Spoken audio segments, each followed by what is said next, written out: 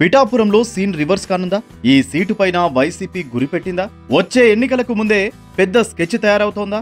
వచ్చే ఎన్నికలకు పవన్ కళ్యాణ్ దూకుడుకు కళ్ళెం వేయాలని యోచిస్తున్నారా?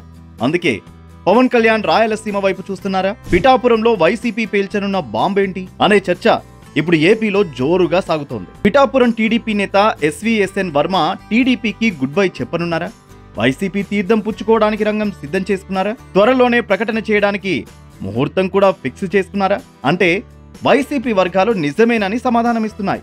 వర్మ త్వరలో పార్టీ మారనున్నారన్న చర్చ వైసీపీ సోషల్ మీడియాలో పెద్ద ఎత్తున సాగుతోంది. అయితే ఈ చర్చకు ఆజ్యం పోసిన అంశాలేంటి?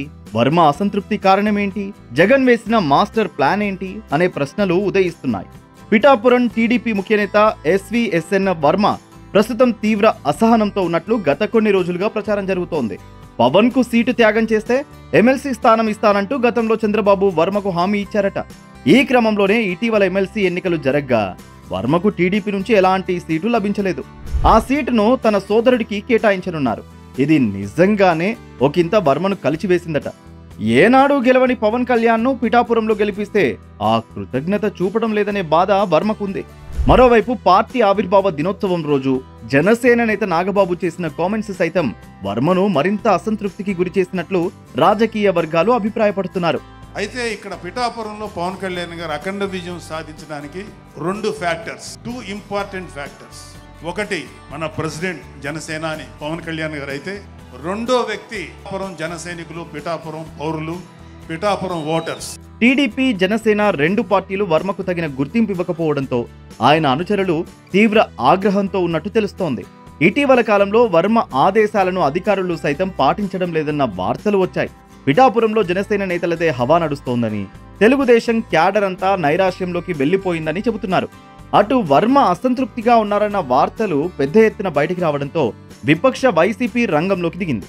దీనిపై ఆ పార్టీ సోషల్ మీడియా విభాగం కార్యకర్తలు పోస్టులు పెడుతున్నారు.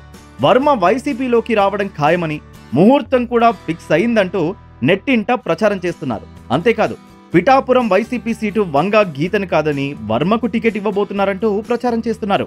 వంగా గీతకు రాజమండ్రి లేదా కాకినాడ ఎంపీ టికెట్ ఇస్తారని చర్చించుకుంటున్నారు. అయితే వైసీపీలో వర్మ చేరతారన్న ప్రచారం విస్తృతంగా జరుగుతున్నా వర్మ గాని ఆయన అనుచర వర్గం గాని ఇంతవరకు ఖండించకపోవడం ఆసక్తికరంగా మారింది. మరోవైపు డిప్యూటీ సీఎం పవన్ కళ్యాణ్ పిఠాపురం నియోజకవర్గ నేతలను పట్టించుకోవడం లేదన్న ప్రచారం స్థానికంగా జరుగుతోంది. పిఠాపురం ముఖ్య నేతలతో సంబంధం లేకుండానే ఆయన చెక్కుల పంపిణీ, సీఎం రిలీఫ్ ఫండ్ విడుదల, ప్రభుత్వ కార్యక్రమాలను నిర్వహిస్తుండటంతో జనసేనకు చెందిన కొందరు నేతలు అసంతృప్తితో ఉన్నట్లు సమాచారం. ఈ నేపథ్యంలో వర్మ పార్టీ మారితే అతడితో వారు చేతులు కలిపే అవకాశం కూడా లేకపోలేదని పిఠాపురంలో చర్చ మొదలైంది. తద్వారా వర్మ పంచన చేరి పవన్ ను అప్రతిష్ట పాలు చేయాలని స్థానిక నేతలు కొందరు భావిస్తున్నట్టు కూడా ప్రచారం ఊపందుకుంది. నియోజకవర్గంలో వ్యతిరేక పవనాలు వీస్తుండడాన్ని గ్రహించే డిప్యూటీ సీఎం పవన్ ఉగాది రోజున పిఠాపురం ప్రజలు ఆత్మీయ లేఖ రాశారని చర్చించుకుంటున్నారు. మరోవైపు జనసేన నేత ముద్రగడ కుమార్తె క్రాంతి వైసీపీకి అనుకూలంగా వ్యవహరిస్తున్నారని ఇటీవల వర్మ సంచలన వ్యాఖ్యలు చేశారు. అందుకే ఆమెకు పదవులు దక్కడం లేదని ఆయన వ్యాఖ్యానించారు. పిఠాపురంలో పవన్ తర్వాత ఆ స్థాయి క్రేజ్ ఉన్న ఇద్దరు నేతలకు వైసీపీతో సంబంధాలు ఉన్నట్లు వార్తలు రావడం ఇది పవన్ కు షాక్ ఇచ్చే అంశమేనని పార్టీ వర్గాలు విశ్లేషిస్తున్నాయి. మొత్తం మీద పిఠాపురం ఇప్పుడు కీలక నియోజకవర్గమే కాదు, పులివెందుల తర్వాత వైసీపీ గురిపెట్టిన స్థానం కావడం గమనార్హం.